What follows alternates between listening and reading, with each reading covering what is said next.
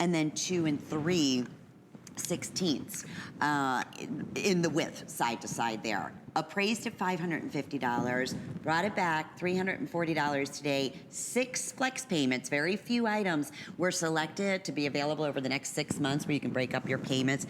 This happens to be one of them. Tell us about this wonderful, unique, special, very important design in the Native American tradition, correct? When you look at this, this is the Naja, and it is made by Tim Yazzie. He said that when you see this reminds him of what his Navajo people had gone through and what they have seen back a long time ago when the first Spaniards came to America, because they seen this particular design on the horse bridles on the foreheads. And so what they have done is that they said that what they were told was that it was used to protect the person, to protect the wearer.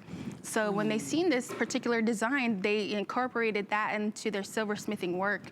And so the Naja has brought them many blessings. And so the Naja also has another side to it. They say that the Naja is a representation of the crescent, the moon. And the moon is actually a woman. And so when you see her shining bright at night, they say that she kind of mesmerizes you, and you sit there, you want to see everything, that's lit around you. But they say when you do that, that she steals your beauty, she steals your youthfulness.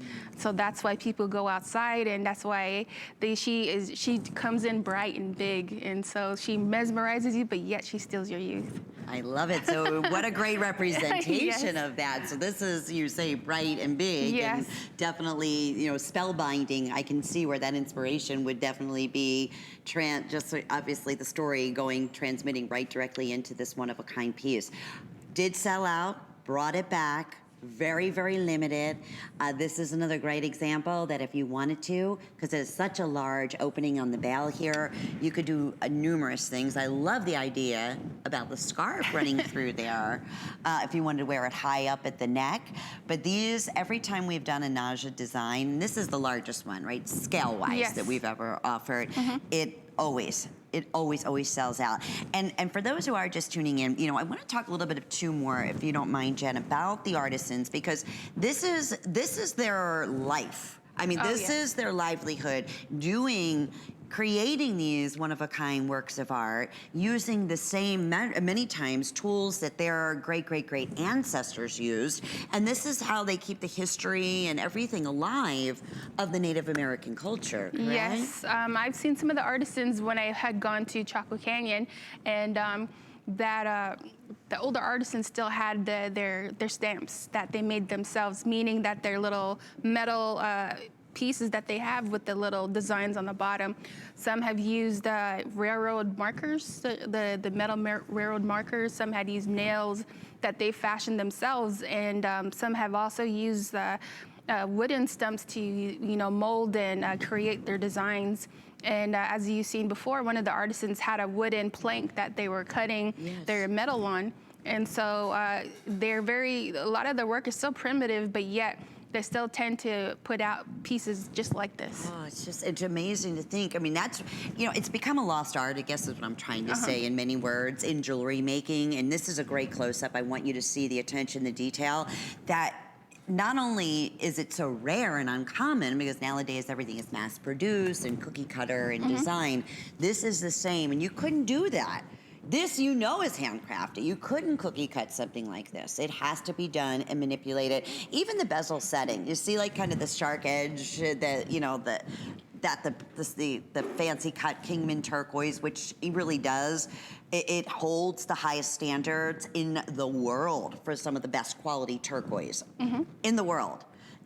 And so that's in pieces. In fine jewelry, you'll see Kingman Turquoise for thousands and thousands of dollars. But going back, that's what this whole collection's about. You don't find it very often, and it's all based on, those wonderful stories like you're sharing with us. In this case here, we want to reiterate the Naja story for those who are just tuning in, and what this piece really does represent.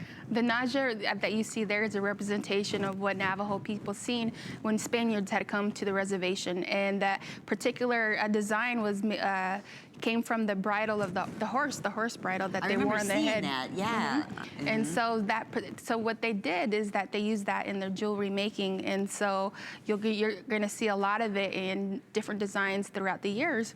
But this particular design was made by Tim Yazzie, and he is from Haystack, New Mexico. He's in his late 30s, and his family is also are also silversmith, and he learned from them since he's been silversmithing when he was very, very young. Wow, when you said 30, this just reminds me, just to give you an idea, he obviously this was passed on to him from someone in the family because I wouldn't have done this when I was 30. I mean, just the way it looks, the stamp work that is on there, and just looking at it, it just blows you away, and especially that high polish look. It does. And you see it one more time on Kate, which again, she's wearing all denim.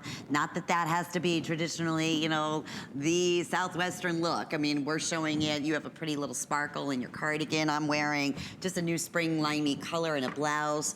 It pops, but this, again, back with that liquid silver necklace, which is still available in the longer length, in the 24-inch. It looks dynamite. It looks great if you were fortunate to catch our brand new Navajo beaded, handcrafted silver necklace that we started our first hour with, because it's a big, bold look, and you can get away with that.